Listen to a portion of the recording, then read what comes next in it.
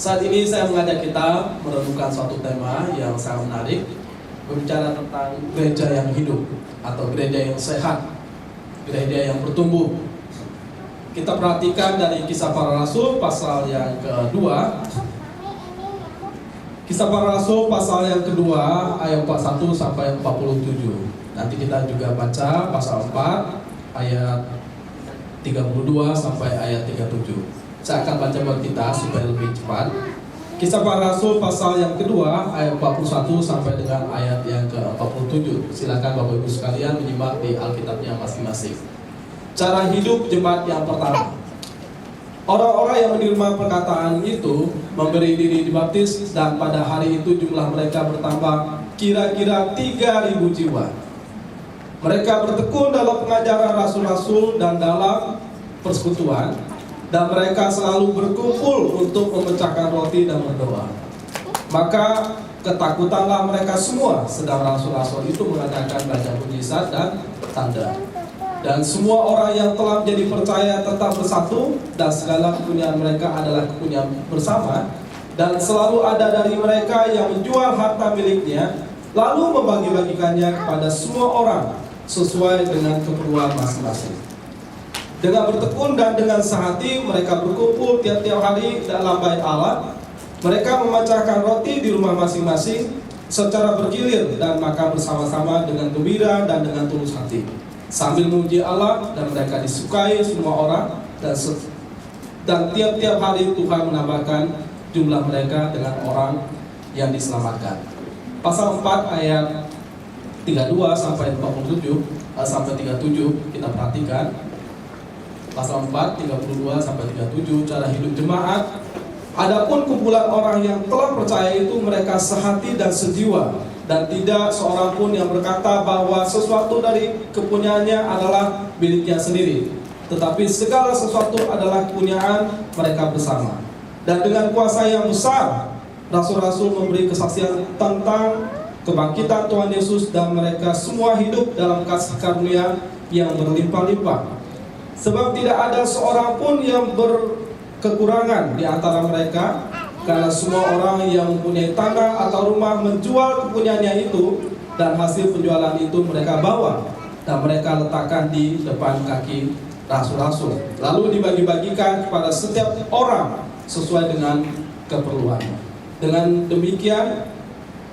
demikian pula dengan Yusuf, yang oleh rasul-rasul disebut Barnabas, artinya anak penghiburan, seorang Lewi dari Siprus, yang menjual ladang miliknya, lalu membawa uangnya itu dan meletakkannya di depan kaki rasul-rasul. Kalau kita perhatikan bacaan kita ini sesuatu yang sangat indah menurut saya. Ini bicara tentang pergerakan kehidupan jemaat.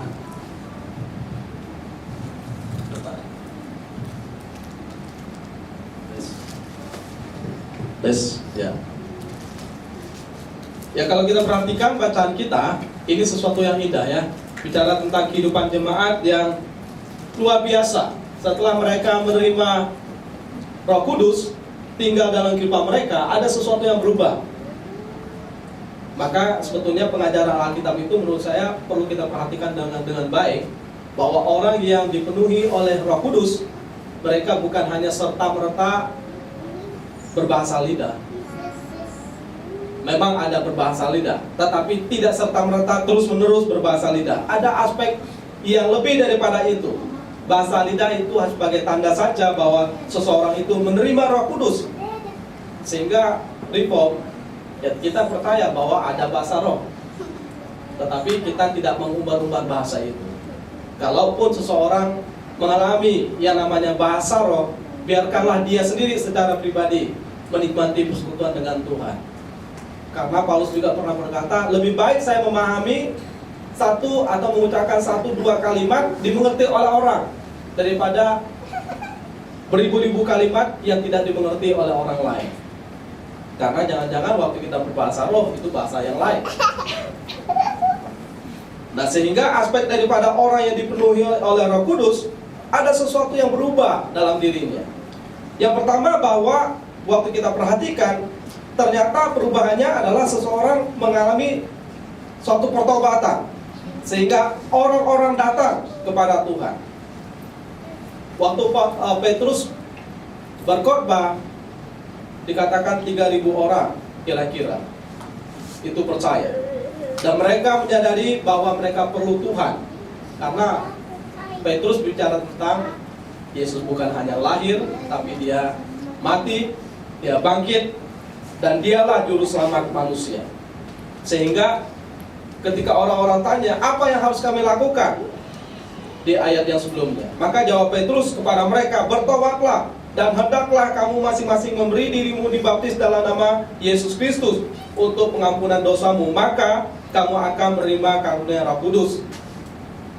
Karunia Roh Kudus itu mempertobatkan orang, bukan hanya, oh saya sudah dipenuhkan oleh Roh Kudus sehingga saya hidup dengan berbahasa lidah, atau dengan hidup seakan-akan semuanya kepenuhan dengan roh. Tidak.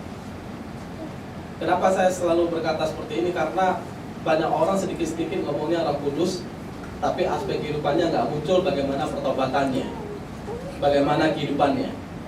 Saya ketemu dengan teman, saya janjian sama dia untuk melakukan sesuatu yang baik, tentunya dalam suatu pelayanan. Dia bilang, tunggu ya, saya tanya Roh Kudus dulu. Padahal Alkitab juga berkatakan, kehendak Allah itu apa yang baik, apa yang berkenan kepada Allah, apa yang sempurna, itu dikatakan di dalam Roma. Kemudian ada teman juga sedikit-sedikit ngomongnya Roh Kudus, Roh Kudus. Padahal hari-hari kita juga ngerti bagaimana. Malah ada orang yang sangat ekstrim, mau pilih sabun apa, tanya Roh Kudus dulu. Ini sabunnya merek apa yang dipakai oleh dia. Ya nggak perlu sampai se-ekstrim seperti itu. Karena yang penting bahwa bagaimana seseorang itu mengalami yang namanya pertobatan, perubahan di dalam hidupnya. Sehingga kelihatan kok orang-orang yang benar-benar dipenuhkan atau dikuasai. Istilah lain dipenuhi oleh Roh Kudus artinya kan dikuasai, dipimpin oleh Roh Kudus ke dalam tujuan Allah. Jadi bukan kepada diri kita sendiri atau self-centris, tapi kepada God-centris. Sehingga saya ini mau bertobat, kenapa? Bukan karena saya malu dilihat orang, tetapi saya sadar bahwa saya memerlukan Tuhan memenuhkan hidupnya dalam kehidupan saya, sehingga hidup saya ini memancarkan kemuliaan nama Tuhan di dalam segala aspek. Jadi integritas kita lain daripada integritas orang dunia. Kalau integritas orang dunia lebih kepada saya nggak lakukan ini, meskipun saya nggak dilihat oleh orang lain, karena saya takutnya ketahuan, jadi saya nggak bisa naik pangkat atau nggak naik gaji, atau takutnya kehidupan saya ini menjadi cacat. Nah itu aspek daripada integritas duniawi. Tapi integritas kita adalah karena Roh Kudus sudah bekerja dalam kehidupan kita. Itulah yang membuat kita sadar takut melakukan segala sesuatu yang tidak berkenan kepada Allah. Jadi dilihat ataupun tidak dilihat, kita tetap melakukan hal yang benar. Nah itulah integritas. Misalnya dosen tahu apa tidak tahu, ya kita tetap mengerjakan segala sesuatu dengan benar. Istilahnya kalau di kuliah itu, ya kalau kita kerjakan suatu makalah, apakah skripsi, ya jangan copy paste punya orang lain, jangan jiplak punya orang lain, jiplak mulai A sampai Z. Jadi nggak mikir, semuanya ditulis. Karena perubahan kehidupan itu menyangkut semua lini kehidupan. Dilihat orang tua, tidak dilihat orang tua, tetap belajar dengan sungguh. Nah, sehingga harus bisa dipercaya.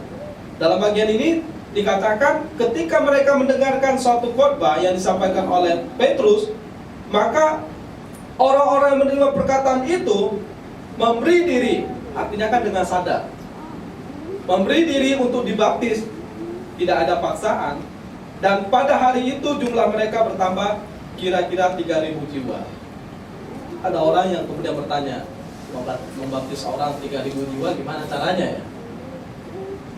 Dosen saya dulu pernah berkata, kemungkinan pakai selang, langsung disemprot semua gitu kan, selang pemadam. Tetapi ya tidak ada sesuatu yang sulit. Ya tinggal aja mereka mungkin sama-sama ke sungai, nanti tinggal Petrus kasih apa-apa kan untuk turun, kemudian tinggal dia berkata dalam nama Bapa, Anak, dan Roh Kudus. Tapi yang menarik bahwa ini sesuatu yang indah. Jadi gereja yang hidup itu adalah gereja yang sebetulnya menyukai firman Tuhan. Bagaimana mereka bisa bertobat? Ya karena mereka suka terhadap firman Tuhan. Ketika mereka dengar, mereka menanggapi, mereka merespon, kemudian mereka menyerahkan diri untuk dikuasai oleh Tuhan dan firman-Nya.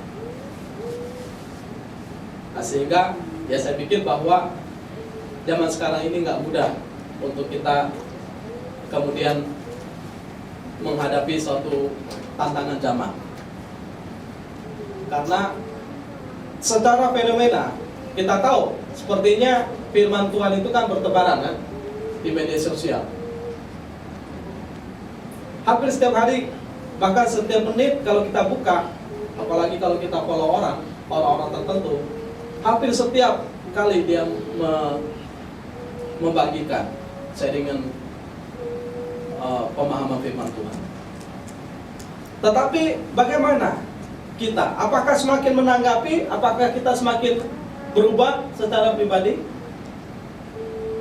Ada kemungkinan kita hanya berharap pada itu dan kita tidak pernah mendengar dengan sungguh-sungguh dan membaca firman Tuhan.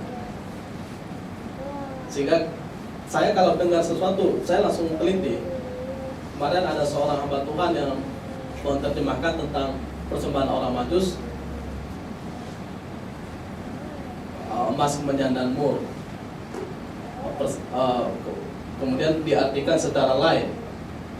Emas artinya ya kita harus memberi sesuatu seperti emas, kemudian mur apalagi, kemenyan apalagi. Ya padahal kalau kita memaknai itu sebetulnya lebih kepada makna daripada nubuatan Tuhan Yesus kenapa lahir ke dalam dunia ini. Dialah emas itu kan bukan memberi persembahan seperti emas, bukan. Tapi melambangkan bahwa dialah raja. Karena itu simbol daripada seorang raja. Dialah raja di atas segala raja. Kemenyan itu simbol apa? Simbol bahwa dialah imam di atas segala imam. Jadi bukan ya aspek bahwa kita memberi supaya bau seperti kemenyan, persembahan kita seperti bau harum kemenyan, tidak. Kemudian mur itu bicara tentang bahwa dia yang lahir itu dia akan mati. Nah, susah menerjemahkan mur kalau penerjemahannya menjadi harafiah. Sehingga ketika kita jeli membaca suatu bagian dalam firman Tuhan dan ketika kita melihat semua aspek dalam firman Tuhan ini, tidak ada putus satu sama lain. Ada suatu koneksi yang memang ingin dibicarakan di sana. Maka gereja yang hidup adalah gereja yang mencintai firman sehingga mengalami perubahan.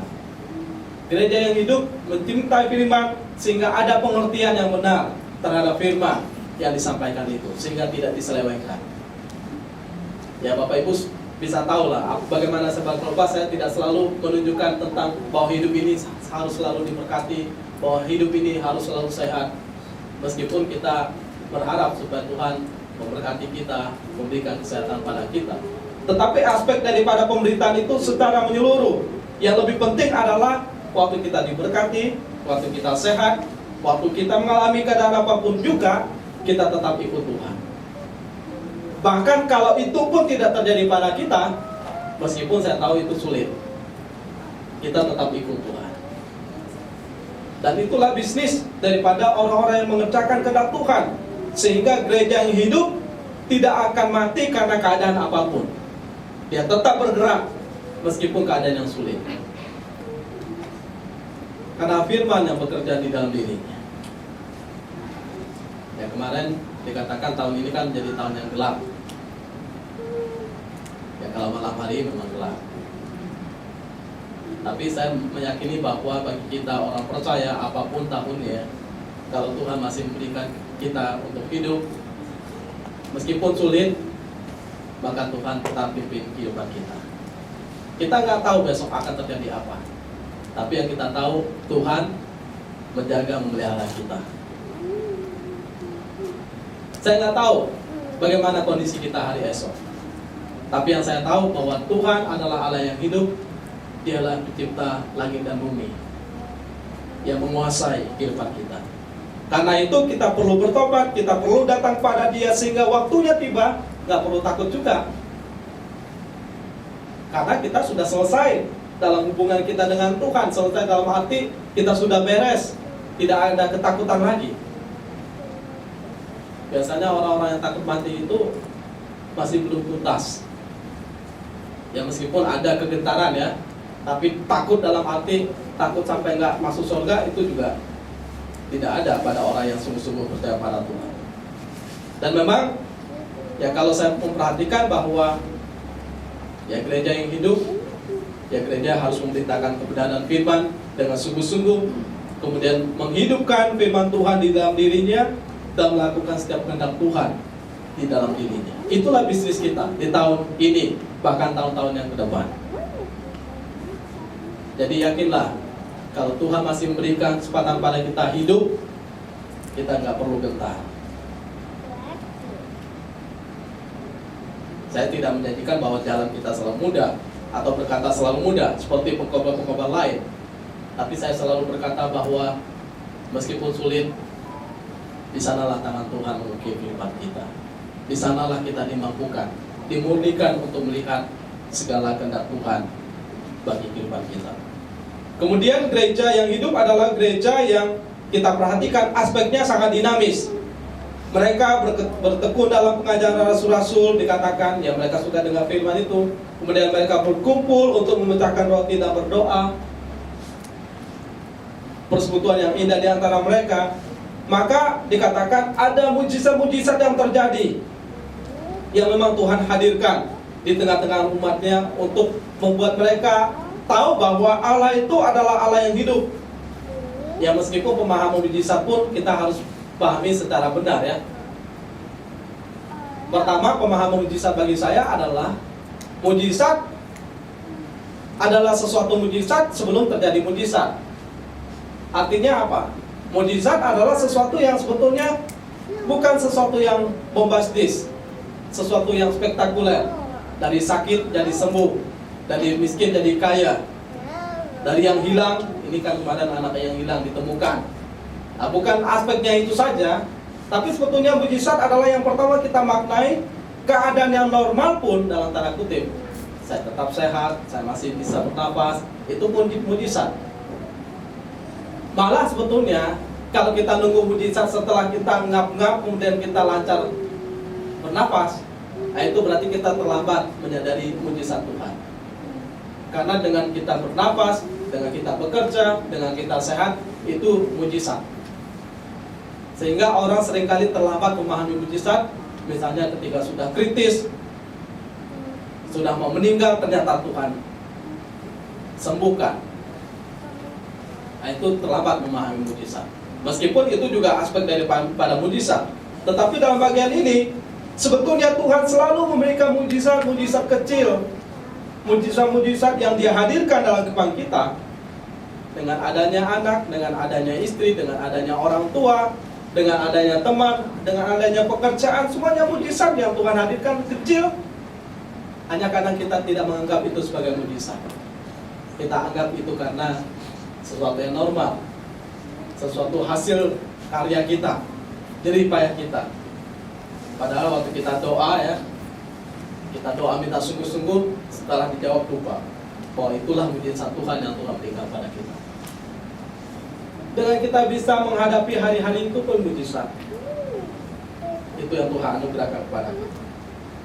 Sehingga gereja yang hidup itu adalah gereja yang hidup bersekutu dengan sesamanya. Ini dikatakan di dalam bagian ini dikatakan mereka bersekutu dan dikatakan ada kemurahan hati yang keluar dari dirinya. Dan semua orang dikatakan yang telah menjadi percaya tetap bersatu dan segala kepunyaan mereka adalah kepunyaan bersama. Ini bukan berarti seperti pemahaman komunis ya. Komunis itu berartikan bahwa semua milik kita, nggak ada pemisahan.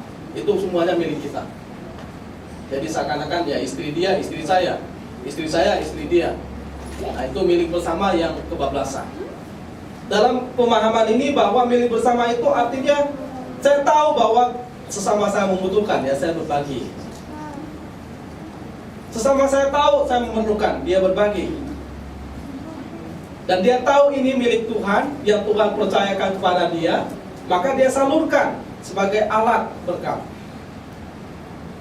Maka saya selalu katakan bahwa setiap kali Tuhan memberikan berkat, ya bertanya kepada Tuhan, Tuhan ini berkat, saya bersyukur. Kemudian untuk apa? Bagaimana saya mengelolanya? Supaya saya bisa mengelola dengan bijak. Jangan dapat banyak, habis banyak. Tidak diatur pengelolaannya dengan bijak. Dan di sini dikatakan aspek dari kebersamaan itu menarik. Mereka berbagi. Karena dan selalu ada dari mereka yang menjual harta miliknya, lalu membagi-bagikan kepada semua orang sesuai dengan keperluannya masing-masing. Kemudian dan dengan bertekun dan dengan sehati mereka berkumpul tiap-tiap hari dalam bait Allah. Mereka memecahkan roti di rumah masing-masing secara bergilir dan makan bersama-sama dengan gembira dan dengan tulus hati. Kalau bukan kita yang peduli kepada sesama, siapa lagi? Ya sama seperti di rumah kita. Kalau bukan kita yang peduli kepada anak, masa kita mengharapkan tetangga kita? Kalau bukan kita yang peduli kepada suami, masa kita mengharapkan orang lain? Maka orang yang terdekatlah yang peduli kepada orang yang dekatnya. Sesama orang percayalah yang peduli kepada sesama orang percaya. Sehingga di dalam Galatia dikatakan berbuat baiklah kepada semua orang, tetapi terutama kepada siapa? Sesama orang beriman, sesama orang percaya. Kadang-kadang kita jauh-jauh kita berbuat baik, tetapi orang yang dekat nggak dapat. Dan itu pelajaran dalam hidup saya adalah kadang-kadang kita sibuk mikirin orang lain. Bukan berarti nggak boleh ya, jauh di sana. Tapi yang di sini ini nggak pernah kita sentuh. Ya saya dapat kabar bahwa ada orang yang masih lingkaran keluarga, jauh-jauh bawa ayam untuk pendeta ini. Padahal pendetanya di ujung sana, perjalanannya kira-kira 3 jam atau 4 jam naik motor bawa ayam jauh-jauh. Padahal orang tuanya di samping dia. Dikatakan setiap kali potong ayam, orang tua pun satu potong pun nggak pernah dibagi. Ya ini aspek yang sederhana. Kita jauh-jauh terlalu kayaknya care kepada orang lain, akhirnya di rumah sendiri kosong. Sehingga aspek kasih itu lebih kepada aspek yang pertunjukan keluar, bukan kepada orang-orang di dalam. Padahal kalau kita mengalami sesuatu, yang peduli kepada kita siapa? Ya orang di dalam.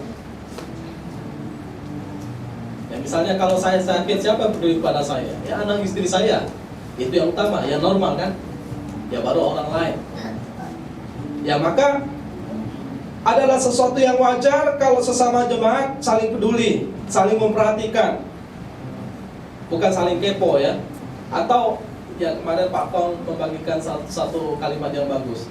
Jadi kita ke gereja itu sebetulnya bukan tujuannya pamer baju kita bagus, mobil kita baru, atau pamer talenta kita kepada orang lain, tidak. Tapi justru waktu kita ke gereja itu ya kita belajarlah peduli kepada sesama saya. Nah, makin kita memahami tentang hal ini, maka pemahaman kita harusnya berubah. Ya itu gereja yang hidup ya tentunya. Ya kalau enggak, kalau gereja yang mati adalah gereja yang tujuannya kepada self-centris. Ya datang ke gereja tujuannya adalah, oh saya mau dengar khotbah dari pendeta ini, bagus nih untuk saya.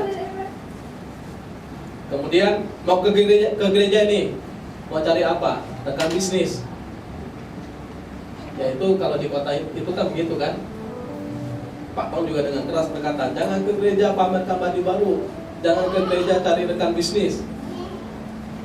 Ya karena tujuan kita ke gereja yang pertama adalah ya memuliakan nama Tuhan, melakukan yang terbaik. Kita lakukan yang terbaik melalui pujian, melalui pelayanan, melalui khotbah, melalui apa lagi yang bisa kita lakukan yang terbaik. Kemudian kita lihat sesama kita, wah kasihan sesama saya ini ya, kayaknya dia perlu ini. Nah itu Berarti kan ada satu aspek care di sana. Nah, itu gereja yang hidup. Ya saya pikir, ya saya memang berdoa bahwa yang gereja ini makin bertumbuh, secara jumlah makin tambah. Tapi sisi lain adalah kita semakin bertumbuh di dalam kasih satu sama lain. Kita semakin peduli, kita semakin tahu, oh pergumulan dia apa, oh apa yang saya bisa berikan atau bagikan kepada dia. Dan yang berikutnya adalah dikatakan dengan bertekun dan dengan sehati mereka berkumpul tiap-tiap hari dalam bait Allah. Memang mereka menyukai Tuhan, mau melakukan segala sesuatu yang terbaik, memecahkan roti di rumah masing-masing secara bergilir, dan maka bersama-sama gembira dan dengan tulus hati sambil memuji Allah. Dan memang aspek daripada gereja yang benar adalah aspek tertingginya adalah segala sesuatu ditujukan dengan tujuan apa yang saya lakukan ini bukan hanya untuk kesenangan manusia. Kesenangan manusia itu ada dua, saya atau orang lain. Bukan untuk kesenangan saya, bukan juga untuk sekedar kesenangan orang lain. Tapi memuji Allah, meninggikan nama Tuhan, God sentris. Jadi apa yang kita lakukan ini, yang terbaik ini, entah saya pakai baju baru, entah saya pakai mobil yang bagus, entah saya melayani sesama saya, tujuannya satu, untuk memuji nama Tuhan. Nah, dalam aspek ini memuji nama Tuhan itu bukan hanya sekedar, menurut saya bukan hanya sekedar kita nyanyi-nyanyi, tapi memuji nama Tuhan itu melakukan pelayanan, semua pelayanan. Tuhan ditinggikan, Tuhan dipujikan.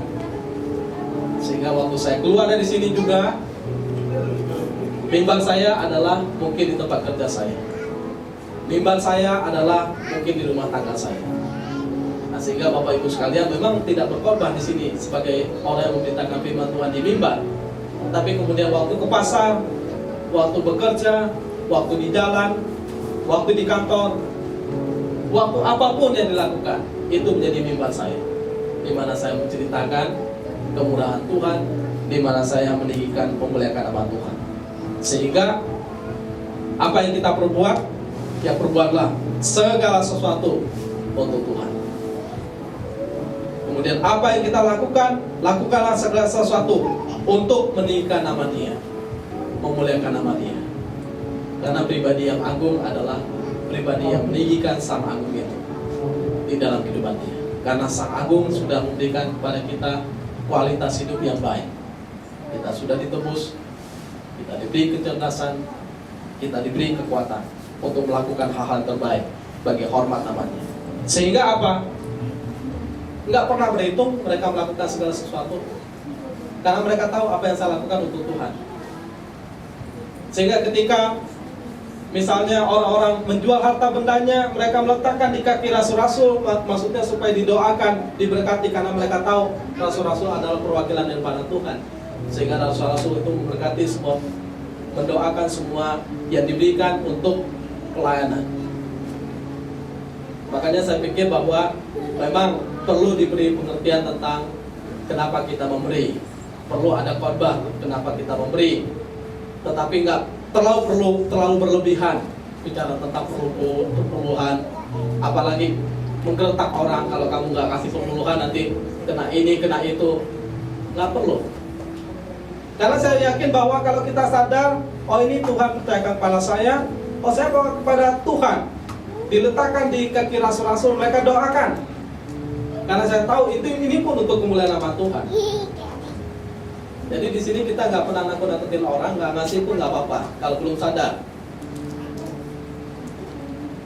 Karena kita ada pemahaman bahwa ya mau ngasih perpuluhan, kalau pemahamannya perpuluhan ya kasih. Kalau mau ngasih komitmen, pemahamannya komitmen kasih.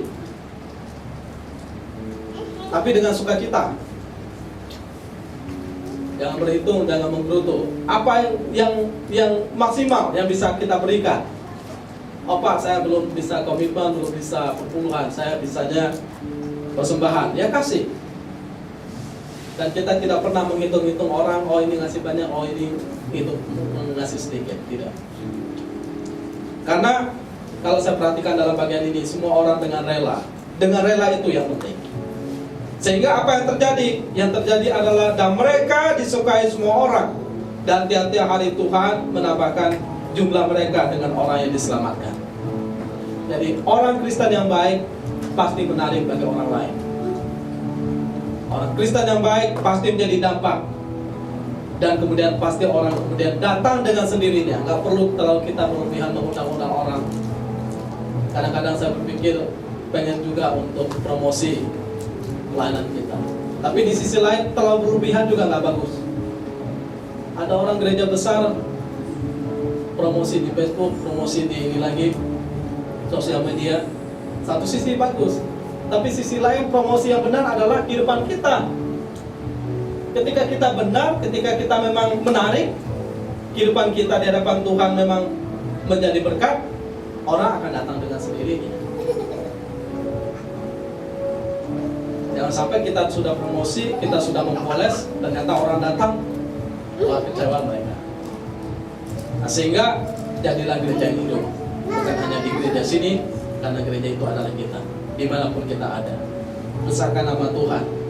Mungkin orang tidak datang ke gereja, tetapi setidaknya orang menyukai kebenaran yang hidup dalam iman kita. Dan itulah kekristenan yang menjadi berkat, jawaban bagi sesama. Mari kita berdoa.